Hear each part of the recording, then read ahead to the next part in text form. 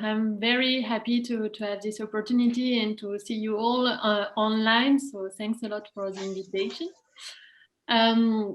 So I'm gonna talk today about work in progress. Really, it's a work in progress with Juan Costafont at LSE and Ricardo Pagan at the University of Malaga.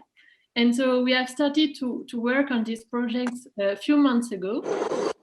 And the idea is to look at the daylight saving time policy and how well-being measure can help us to evaluate this daylight saving time policy and whether we should, how we can inform policymakers about whether we should put an end to this daylight saving time policy or not. So as you all know, I mean, we are all very familiar with this policy. It's implemented in more than 70 countries. And the idea is very simple, is that we set clock forward 1 hour at the beginning of the daylight saving time, so at the end of March, last Sunday of March. And then we move back clocks 1 hour at the end of the daylight saving time, okay? So the idea is when we do that, it's that we have 1 hour, 1 extra hour of daylight in the evening at the beginning of the daylight saving time, at the beginning of DST. And doing that allows you to somehow reduce energy consumption, so to use less electricity consumption for lighting, but also maybe for heating. But so far, there have been a large debate about whether this policy, this DST policy, is very useful. First, it's not very clear whether it can actually help to reduce energy use and electricity consumption. But in addition, it seems to have some quite bad effects on our sleep patterns, on our health, productivity, travel, and so on. So it's not very clear whether this DST policies has really the benefit it's supposed to have. And actually, the EU Commission ran a survey in 2018 to ask people, the European citizens, what they think about this policy.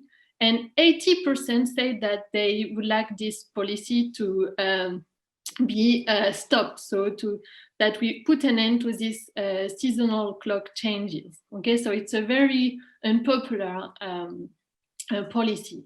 So since then, what happened? Are we allowed to ask questions as you go along? Richard here, can I ask a question? Sure, sure. I mean, people may not like the changes, but which do they prefer? I mean, in Britain, many people don't like to change back away from daylight saving. Yeah, so it could be that it's just that we don't like changing. Mm-hmm. But actually so I will mainly talk about the spring DST, but when you actually look at the fall DST, you don't find any bad effect, okay, in terms of health or well-being. So it seems that all the bad effects seems to be focused on spring DST. So it's not only about changing, it's also the fact that you have 1 hour less of sleep that is like kind of causing bad effects. So in terms of what happened after this survey, so the EU Commission I've written a new directive to say that we should put an end to the DST within April 1st, 2019. And then each member state of the EU had to decide which time they wanted to choose. So whether we're going to choose summertime or winter time. And so, for instance, in France, people have chosen that they would like to be in summertime permanently. But other countries have chosen different time. In March 2019, the EU Parliament has also voted in favor of putting an end to the DST, in favor of no DST. But since then, the process has stopped. Why? First, because of course there have been the COVID crisis, and so of course there has been other things to deal with. But also, I mean, there have been also some countries that have kind of opposed to putting an end to the DST. And the first reason is that because countries decided different timings. So some countries decided to stay with the summer time, others decided to stay with the winter time. And so there is the worry that at the end we will end up with like a patchwork of time zone in the EU and with different timing across the EU countries. And the other question that has been raised, in particular by the UK and Ireland, is that if we stop DST in the EU, then the Republic of Ireland will have one time zone. But it could be that if the UK and Northern Ireland keep going with the DST under Brexit, then they might end up with like another time zone. So it will create like kind of two time zones between Northern Ireland, UK, and the Republic of Ireland. So this is why the negotiation about putting an end to the DST has kind of stopped right now. And we don't know when it will start again and whether it will actually happen at some times to put an end to the DST. So what do we know so far on the DST effects?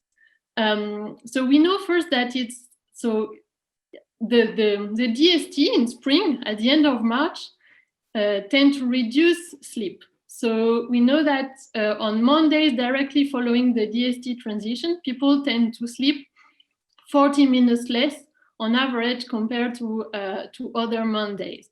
It also disrupts our circadian rhythm, okay, and it's affected for a long period, for 8 months of the year.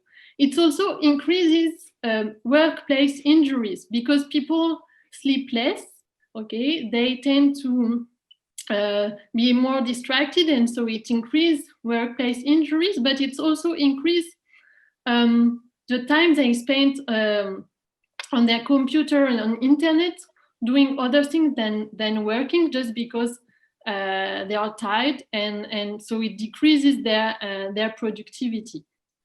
Other studies have shown that the DST increases the risk of heart attacks and strokes, and it also increases the hospital admission for during the first weeks following the DST transition. But at the same time, when you look at the fall DST, so the paper by Jean and Debord, they look at the fall DST and they find that it actually decreases the hospital admission for heart attacks at the end of October. Other people have also found that with the spring DST, it increases the number of car accidents. And it's also increasing the depression and depressive episodes for about 10 weeks after the time change. So quite a long effect on people's mental health.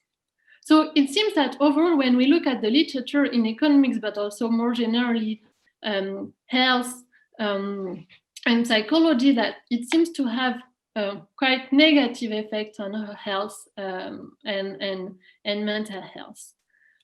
So the question is, but does it really help to reduce energy consumption? Because if we do that at the beginning, it's to reduce energy consumption. So when you look at what the literature says, you actually find that most of the report or research that has been done on this are for the US.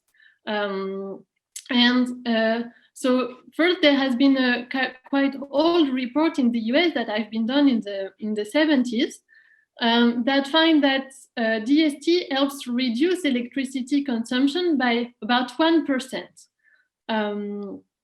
But then there have been more recent studies that kind of provide mixed results. So it's not very clear at all at the end whether it helps to reduce energy consumption. So one study by Cochen and Grant in 2011 that has been published in the Review of Economics and Statistics used the fact that the Indiana have put in place the DST at some point, and so they use this as a natural experiment to see the effect on electricity consumption.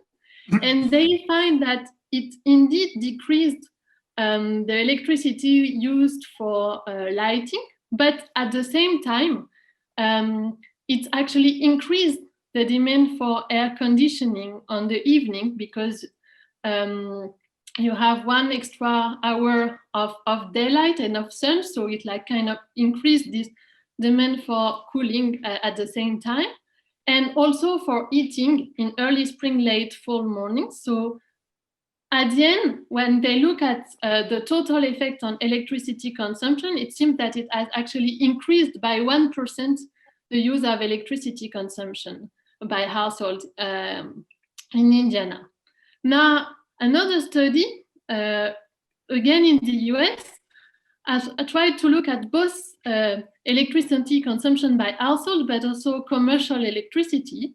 And here they find something that is a bit different. They say that overall in the US, it allows to save about 0.3% of electricity consumption over the year, okay?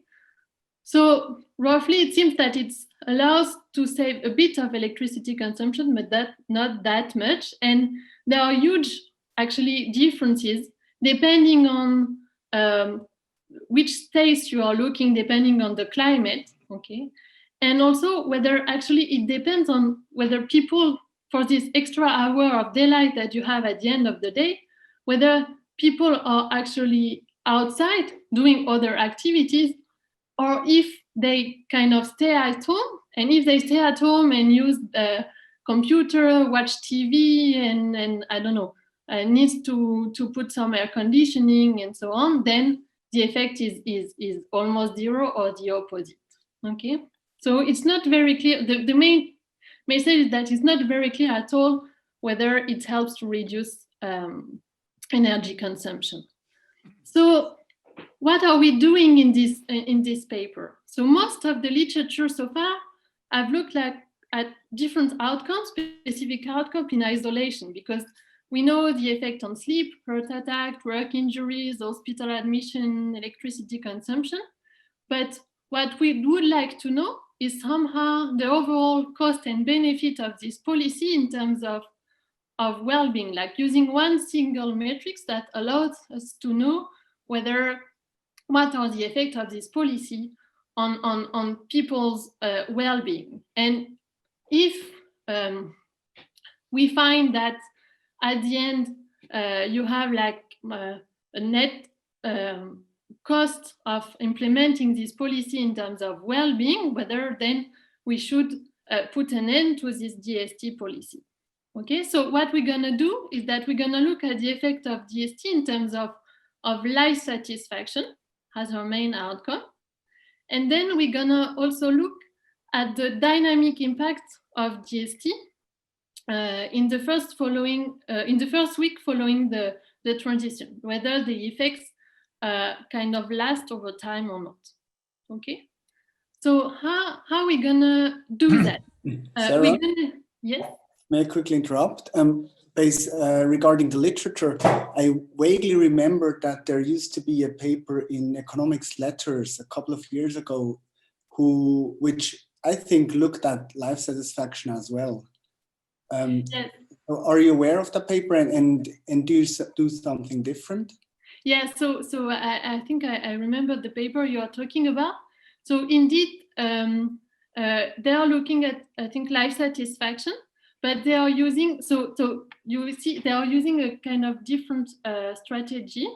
And what will be the main contribution of the paper is to, like, I'm gonna just explain that the strategy we are using, okay, and the fact that we are looking at much more outcomes, satisfaction outcome that they are looking at, because they focus just on life satisfaction, and we kind of look at life satisfaction, but like other satisfaction outcome, like satisfaction by domains and also health, and like, so kind of bigger picture of what is going on. Okay, thanks.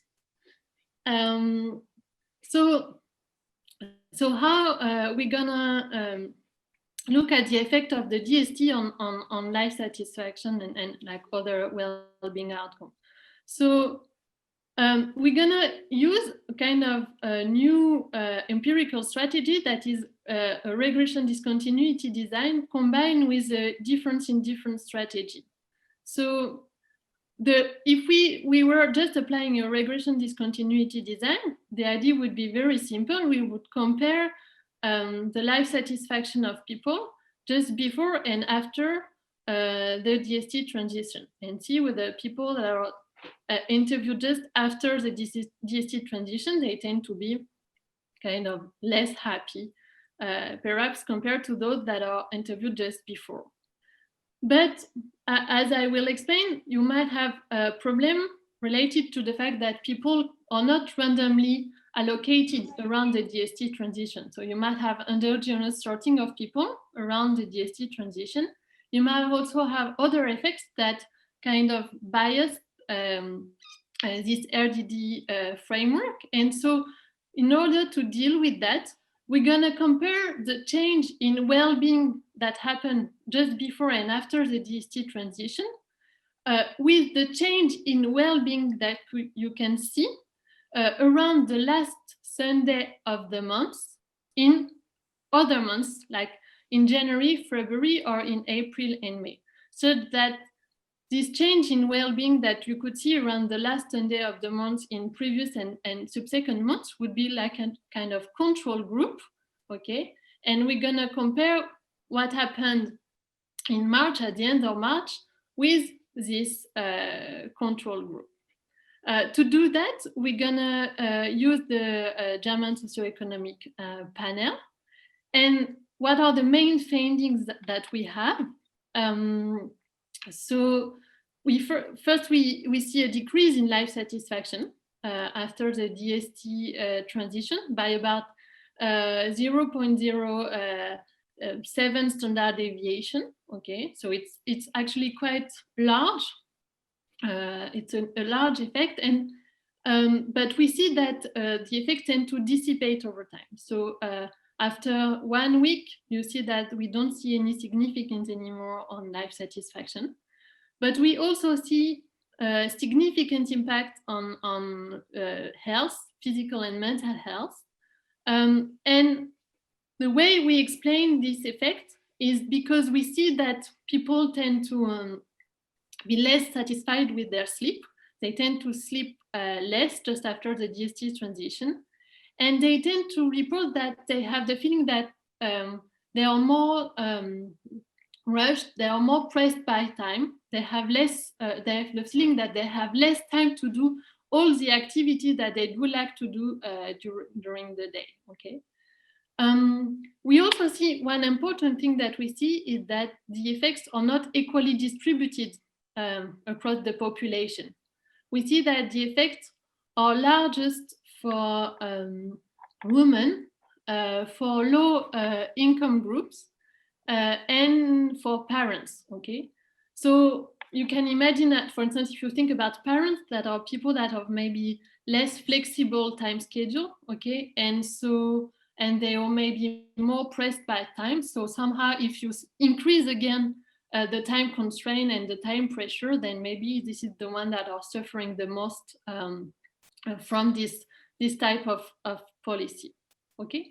So now, then we have tried to kind of do a cost-benefit analysis of this. So maybe Richard, you will tell me if we are doing something completely wrong or not. But so then we have tried to use this 0.06 standard deviation, if the effect in terms of life satisfaction, and to compute what will be the gain of ending the DST policy in well-being years. Okay, so we take the effect on life satisfaction for 1 week, and then we see the effect that it will be for the entire year, and multiplies this by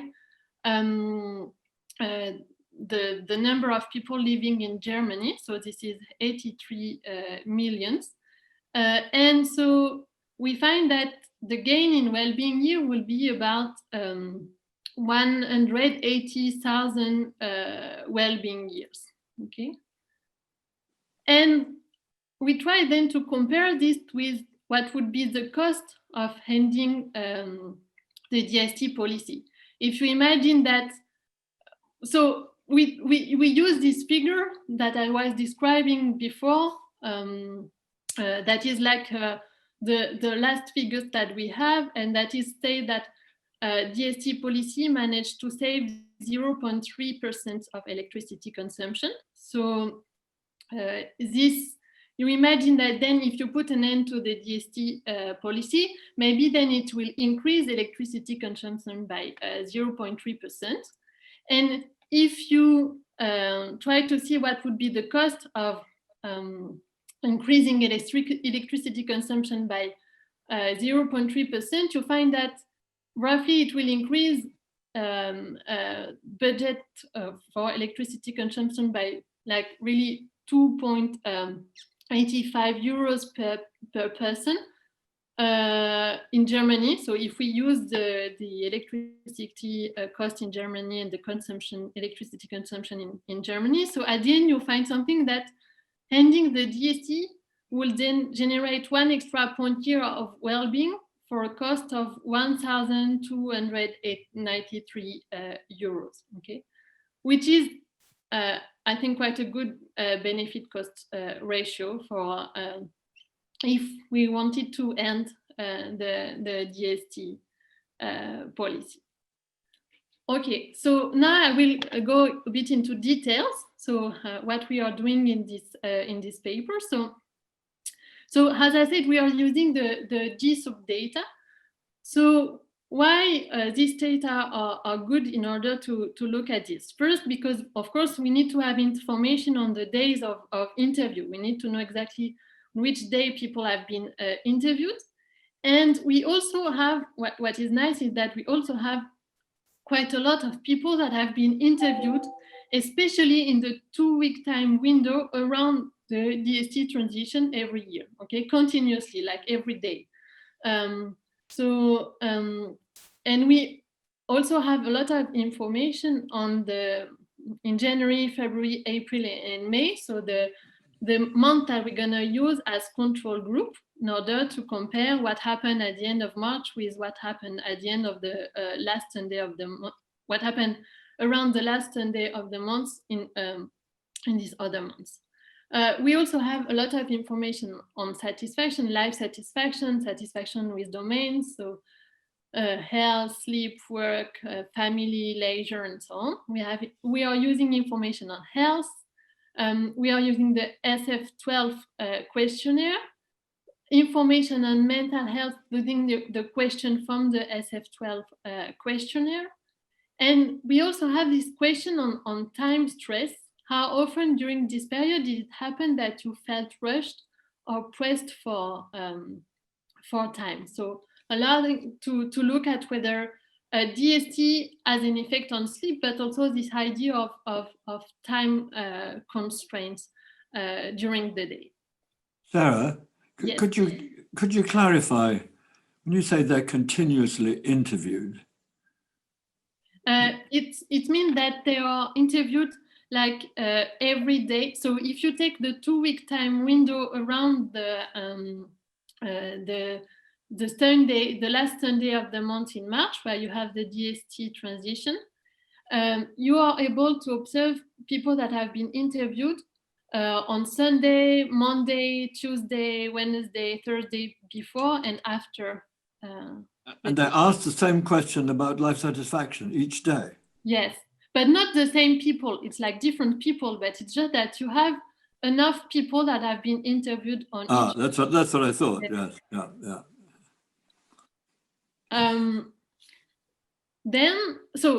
What is the empirical strategy? So I will do it step by step so that you understand why we are doing that and what we are doing. So first, if you want to look at like immediate effect, the local effects of the DST transition on people's well-being, you can implement an RDD design, a regression discontinuity design.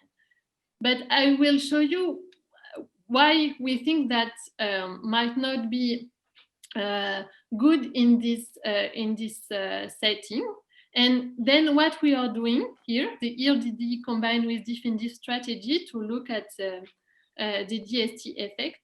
And you're gonna see we're gonna implement it using a two-step procedure. So I will explain.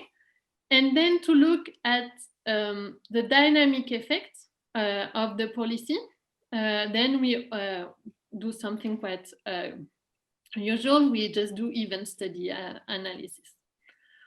So what happens if you just take the raw data of life satisfaction, so no control, okay, and you just look at life satisfaction of people here before the DST transition, okay, so 0 is is Sunday when the DST transition happened.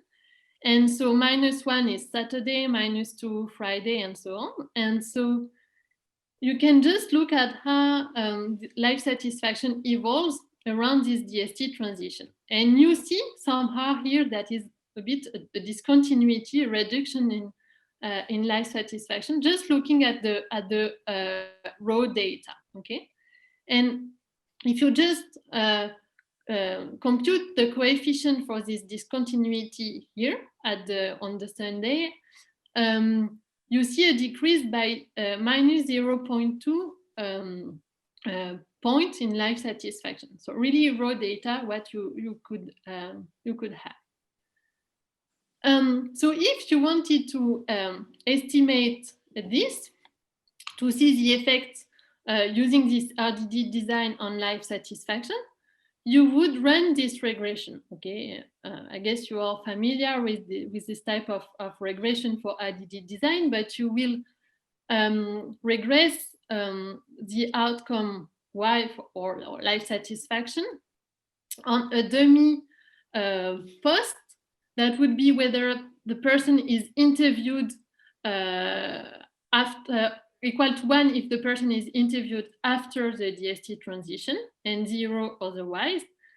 And then you will have some polynomial function that will capture trends before and after the discontinuity in life satisfaction, okay?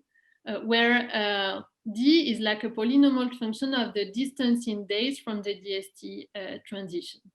And here, beta will give you then the immediate effect of the DST on your outcome Y or life satisfaction.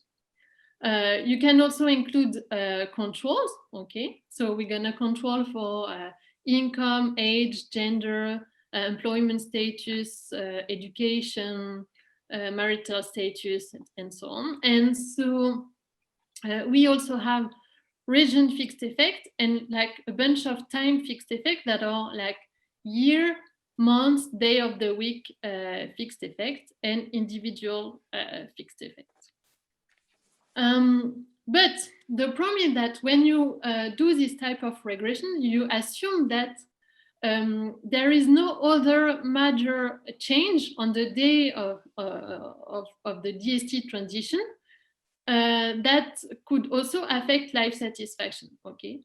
So you assume that the only thing that is happening on this Sunday of the DST transition is only the DST transition. There is no other things. But there are several things that could bias our estimates here. Is that first, if you look at the characteristics of the respondents that are just before and after the DST transition, you see that they tend to be not randomly distributed. They tend to be significantly different. People interviewed after the DST transition tend to be younger, richer, less likely to be married and to have children. And it's actually true. Even if you look at other months, if you look at, you do this before, after the last Sunday of the month, you find the same sorting of respondents in the other months as well. And the other thing that could somehow bias the results is that we find some kind of end of month effects. So life satisfaction tends to increase over the months and to be higher at the end of the month. And so it could be that taking into account all of these different things, somehow it could bias downward our results due to this, these two effects. So what we're gonna do is that we're gonna use what happened in other months, okay, to kind of benchmark what is happening in terms of well-being at the end of March. And so we're gonna use counterfactual days in previous and subsequent months to the DST. So we're gonna take January and February and April and May. And we're gonna take the last Sunday of the month in January, February, April, and May, and look at the life satisfaction before and after the last Sunday of the month in these other months, and see what is going on in terms of life satisfaction. And this is what you see here with the dashed line, okay? So what we're gonna do is that, so this will allow us to have a kind of diff and diff strategy, because we're gonna compare the change in life satisfaction happening around the last Sunday of March with what is happening in terms of life satisfaction around the last Sunday in this other months. Okay. Sarah? Yeah. May I quickly ask about the empirical strategy? So I see that you need to control for Sunday versus Monday, and you need to control for end of month effects. But why couldn't you simply include that or do that by including fixed effects? So you include end of month fixed effects as well as the day of the week fixed effects. And can you tell me why what you're doing is better, aside from the fact that you have these January, February, April, May comparison periods, which might be better than the full year comparison period, but aside from that, is there an additional difference? So, but so how would you do to control for end of months? Well, you have a dummy for I'm interviewed at the end of month. Let's say you have dummies for the days, and you have also maybe an indicator for the last week of the month. And then you have the interaction between the day of the week and the last week of the month. And this interaction would be this fixed effect. Yeah, but somehow, so I agree. I guess we can also do that and see whether we find different effects.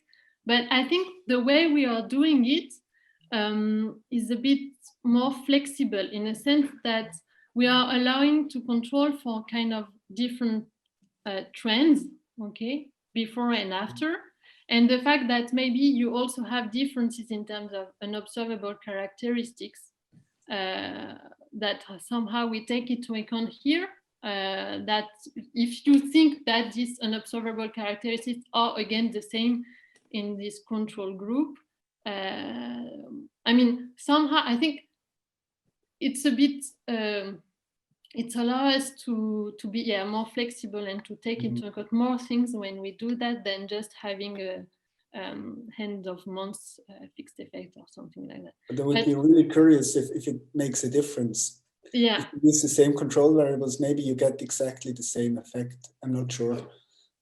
But yeah, but the second reason, no, but I agree. I think this is something that we should do just to compare. The other main thing you will see is that when we include these control groups, of course, then we are increasing the sample size. We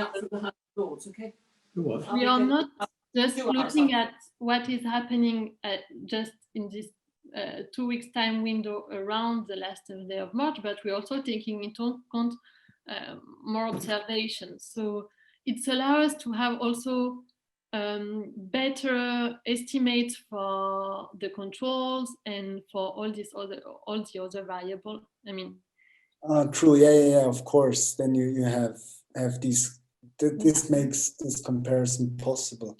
Yeah. No, I see. Sarah? But you will see, yes. Sarah? Yeah. I guess we'd like to see that.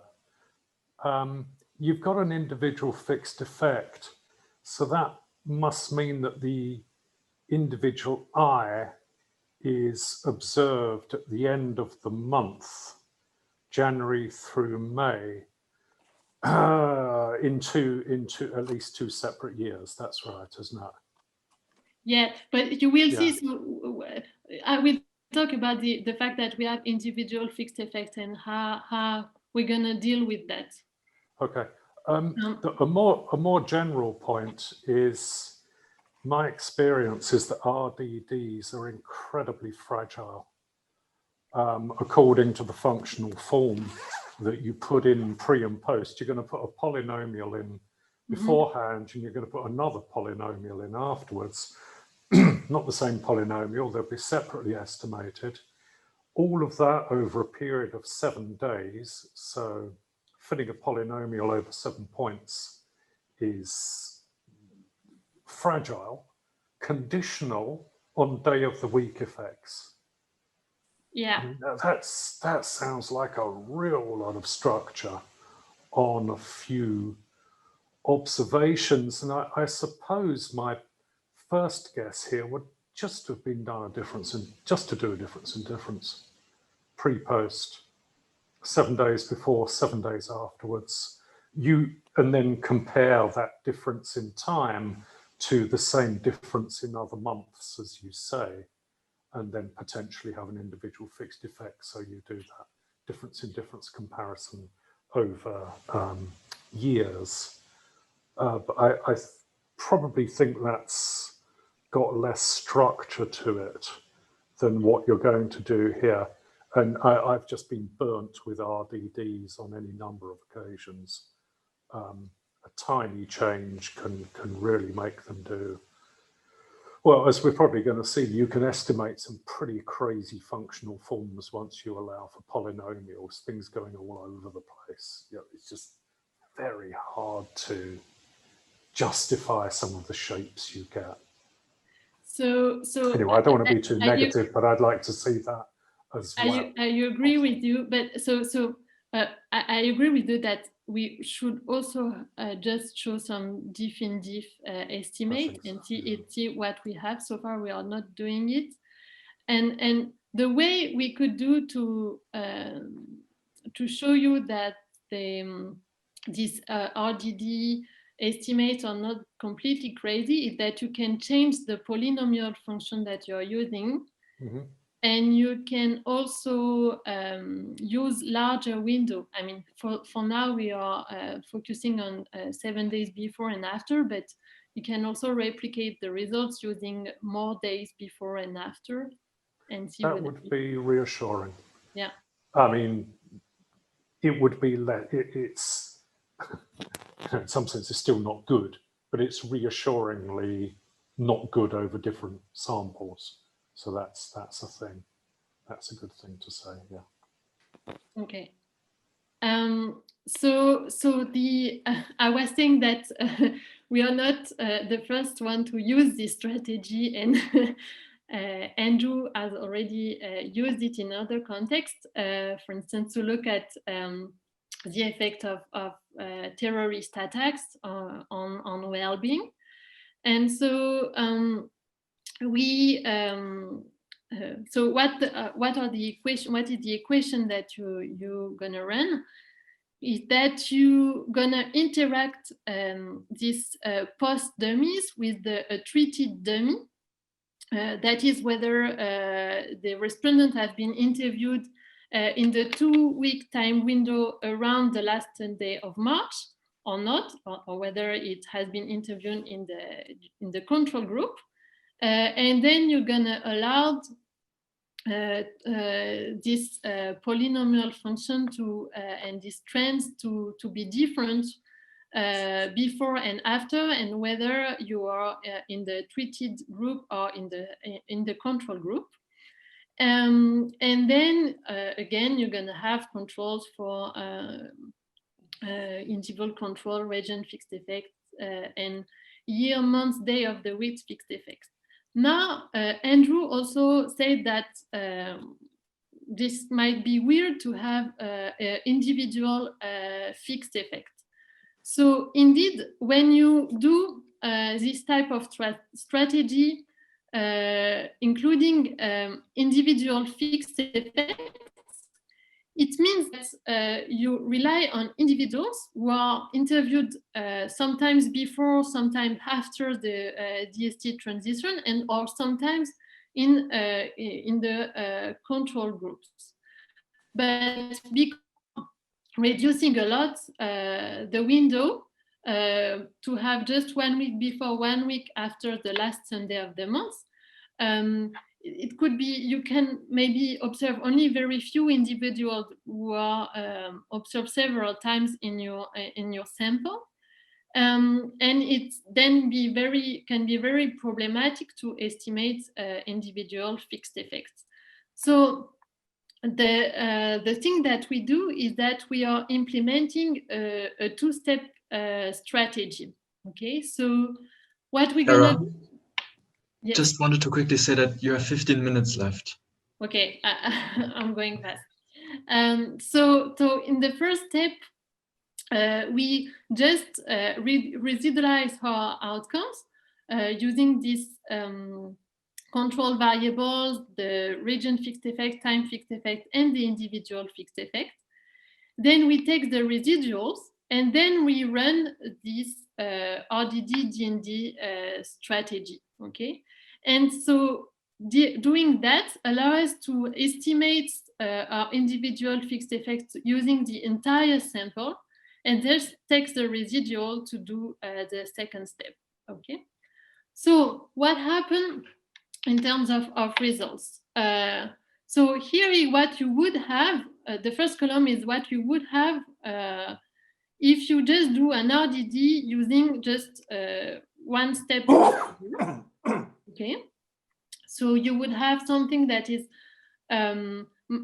so it's standardized life satisfaction. So you would have an effect of minus 0.06 standard deviation, but something that is not precisely estimated.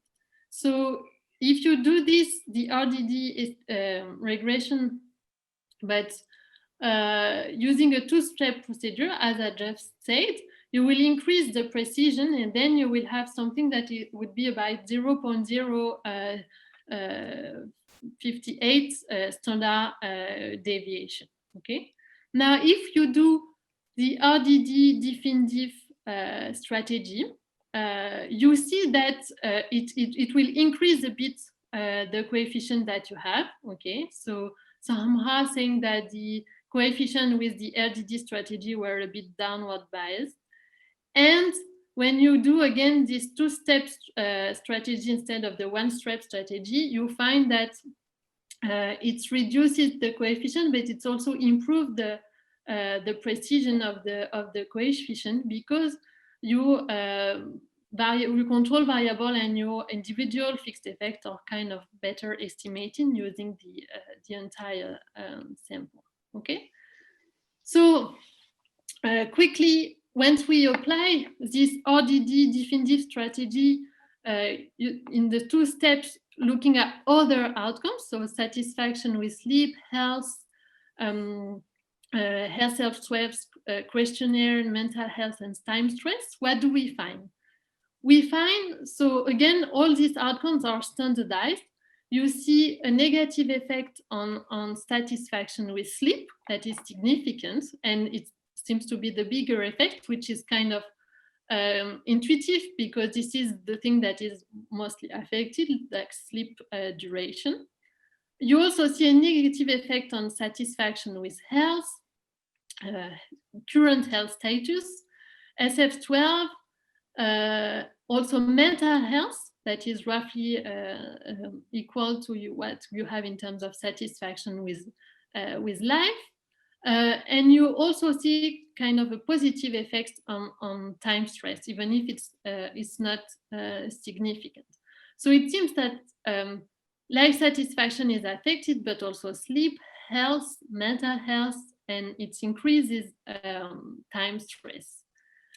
You also find some negative effects on okay, so sleep and health, as you have seen already, but also satisfaction with work, okay, because as we said, like people are less or more tired, so they might be less productive, so they may be less satisfied with work. They're also more time stressed, so maybe they have less time for leisure, and so they are less satisfied with leisure. But we don't see any effect on satisfaction with housework and with family. Okay, so this is what I've just said, but it seems to be quite large effect. I mean, if you compare this coefficient with what we had, for instance, in the origin of happiness, it's roughly equivalent to a loss on 1 standard deviation of income. Okay, so which is quite a lot. Then the question you might want to ask is whether these effects tend to dissipate over time. Maybe they are large in the first week, but then they dissipate. And so to do that, we just do event study analysis. And you see that indeed, you see that, for instance, on life satisfaction, you have a negative effect during the first 5 days, okay? But then it's kind of dissipate. And actually, when you look at what is happening in the weekend just after the DST transition, you actually see kind of positive effect on life satisfaction. And how you can interpret that is that because people have 1 extra hour of daylight at the end of the day, on the Saturday after the DST transition, actually they might be happier because they can spend more time outside and enjoy this 1 extra hour of daylight on Saturday. Now, what happened when you look at sleep? Well, you see exactly the same. So you see a decrease in terms of satisfaction with sleep, but then it's going up and like the effect dissipates after 1 week. In terms of health, when you look at current health, you see about the same thing. The effect seems to last for 5 days. And if you look at mental health, again, you find a bit the same pattern. So it seems that there is a negative effect, but the effect kind of lasts about 5 days, about like during the first week after the transition. So then we look at whether there are some heterogeneous effects. And as I said, if one mechanism is the fact that you feel that you have less time to do what you want to do during the day, maybe people that have less flexible time schedules tend to face like higher cost of adjustment after this DST transition. So what we do is that we look at a bunch of heterogeneous effects. Here are just some of them, but we see that the effects are kind of bigger for female compared to male. Much more important for people with children compared to people without children. Okay, they have people with low income are suffering more also from this DST transition, and people with low education. Okay, so Sarah? Yes. To be fair, none of those differences are significantly, well, when I say none of those estimates are significantly different from each other, but I understand the sense of what you're saying. Would you expect to find a larger effect for people who are in work, going to work when you've had an hour's less sleep is always, well, going to work's a bit of a drag anyway, but yeah, going to work when you're shagged out in the morning is, it's not good. I agree. This is something that we haven't looked, but we could look at workers versus non-workers or something like that.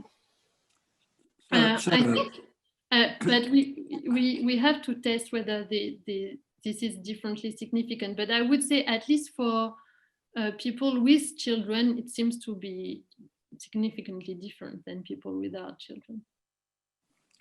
Sarah, Richard here. Unfortunately, I've got to go to another meeting, but before that, I did want to ask you, I mean, have you thought of doing this for the ending of the? Yes, we have done it for the fall DST, the ending of this, and we don't see any effect. Well, that's an important part of the story, isn't it? Must be.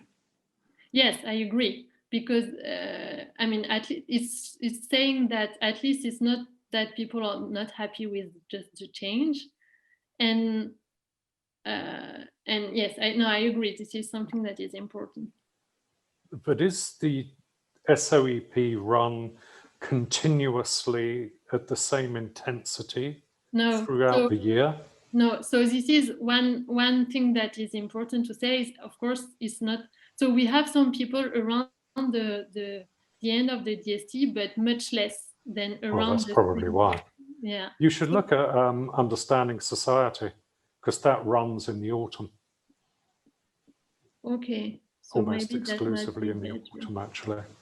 Okay. And that will give you a big sample for the end of daylight savings time. Okay.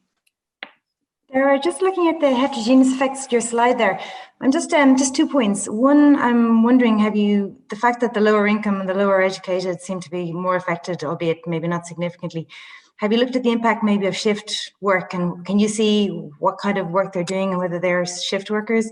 And also people with children, intuitively, I would have expected them to be less affected, because usually people with children are more used to having their sleep disrupted and would potentially, you would think, be able to cope better with a lack of sleep. So I'm finding that one sort of hard to sort of come to terms with myself, but just 2 comments there.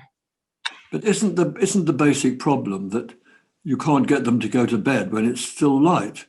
I thought, and that's why people are having less sleep, is it's still light and they'll therefore go to bed later in terms of the standard measurement of time, the artificial time, than they do otherwise. I imagine, I don't know if you can investigate that, Sarah, but I'm sure what's happening is they're losing sleep by going to bed late rather than anything else. Yeah, it's a good point. I don't know if we can look at that, because we will need to have information about when they are going to bed.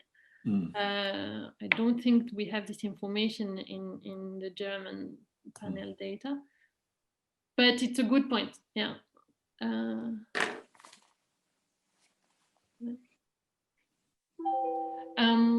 Just to finish, but this is something that I've already said. So we do this cost-benefit analysis to see whether it will be efficient to end this policy. I mean, if we think that it has negative effects on well-being, then you want to know what would be the benefit in terms of well-being of ending this policy compared with the cost it could have. So we have tried to follow what you have done, well, all of you, in this recent paper using on the lockdown and the COVID crisis. So you see that when you try to compute what would be the gain in terms of well-being years, so you take your coefficient on life satisfaction, that is 0.067 standard deviation over 1 week. So and you convert this in points, so it would be 0.114 points. Okay, so yeah, shouldn't you use there the positive effect on the oncoming weekend after the DST also in the calculation? So the effect would be a bit smaller here in the overall cost-benefit analysis. But Yeah, like you showed us in the event analysis. Yeah, And yeah. I mean, that also contains a question whether people adapt to this positive effect as well. If not, I mean, that would just be another interesting ingredient for the cost-benefit analysis. No, you're right. I mean, in a sense, instead of using this immediate effect, maybe we should use like kind of a diff in diff effect or something that like an average effect over the week instead of just the So if you assume that you have this effect just for 1 week and it's 0 the rest of the year, then it gives you something. So using this 0.067 standard deviation, it would be like 0.002 over the entire year on average. And if you multiply this by the 83 million, it gives you something like about so 182,000 well-being years. And then if you try to estimate the cost, so of course, I mean, here we focus on the cost in terms of electricity consumption. But I guess we could also take into account other things. You find that if you, we are using this study that says that it would increase the electricity consumption by 0.3%. If you take into account the average electricity consumption in Germany per year per capita, and you take into account the cost of 1 kilowatt per hour in Germany, then you would find that it would increase the cost by 2.85 euros per person, okay, per year, so which is quite small, multiplied by the number of people living in Germany. And so at the end, you have a benefit cost ratio of 1 extra point year of well-being for a cost of 1,293 euros. So, I mean, something that seems to be quite good. So to conclude, I think putting an end to this DST policy seems to be something that would be well-being enhancing, that would increase people well-being, because so far it seems that at least this policy tends to decrease people's life satisfaction and had bad consequences on health and sleep and productivity, but it doesn't seem to be compensated by at least enough saving electricity saving. Also, I mean, one thing that is important, as Reto said, is also to take into account the fact that on the first weekend after the DST transition, we seem to have a positive effect. So somehow, does it say that at least people are happier with this summertime, and should we focus on summertime maybe instead of winter time when we have more extra light at the end of the day? And of course, it seems that this policy is unequally distributed across the population, the effect, and women, low-income groups, and parents are the ones that are suffering the most from this DST transition. But we have to check indeed that when we do this using interaction terms, the difference are significant.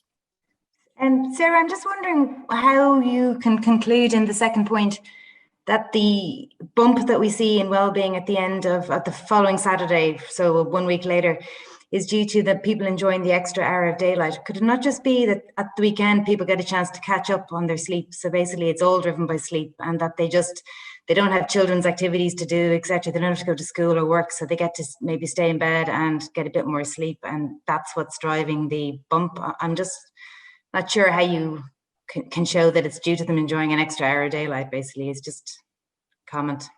No, so I completely agree. I mean, it's just an interpretation of this positive effect, but there could be something else. I agree, but I would say if it's just that people during weekend they can then sleep more and adjust, then I would say we should just find non-significant effects. But why we have this positive effect, I guess is something else that is explaining why we have a positive effect and not just nothing, just no effect anymore. Yeah, maybe it just takes them a whole week to adjust their circadian rhythm to adjust. It could be, I suppose it could be a few different things, a whole load of things combining basically. Sure, but I agree. I mean, I should be more like it's just an interpretation. Thanks. Sarah, you say the end of DST is not significant. Yeah. But what coefficient is it? Is it a positive coefficient, but just not well identified? It's a good point. I don't remember. This conclusion is very strong because it's predicated on no.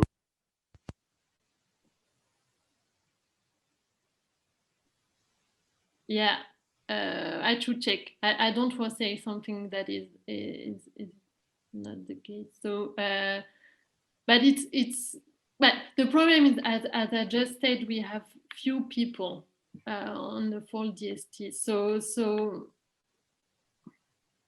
I mean, I'm not sure we can say much about this, but for sure, I mean, the effects are very imprecise, and so, but I don't remember actually if they are positive or negative. I think that's why you need understanding society. Yeah. Just to be sure. Yeah. Okay. Well, thanks a lot, all of you, for your comments. Yes, thank you so much, Sarah. I think we had a lot of questions already on the go. Is there maybe, and we are 4 minutes past, is there any like final question? Somebody who really wants to say something towards the end and ask a question?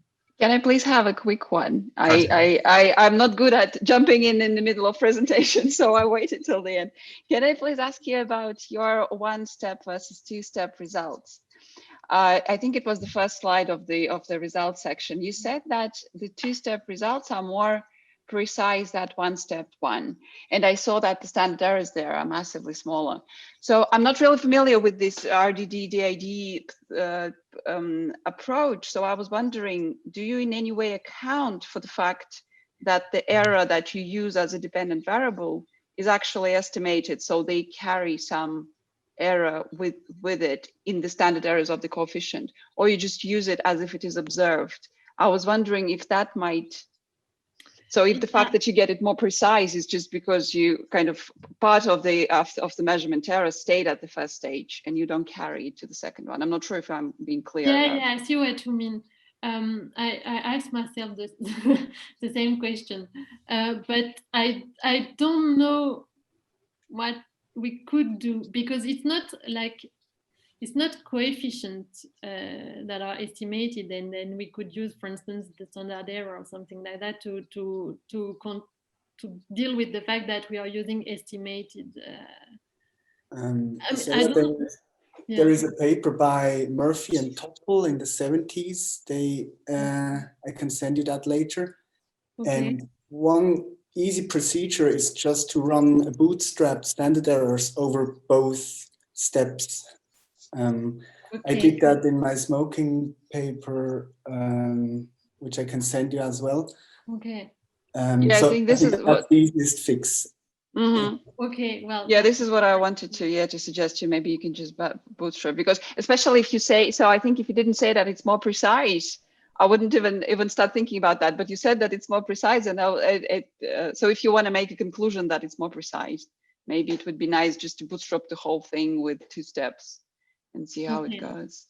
Okay, yeah, that would be great. Okay, thanks for the suggestion. All right, perfect. Well, thank you so much for presenting, Sarah, and thanks everybody for coming. This was the last seminar of the term, and we will circulate a new seminar schedule for the next term early next year. So I hope to see many of you again. And in the meantime, have a happy Christmas and well, a happy New Year.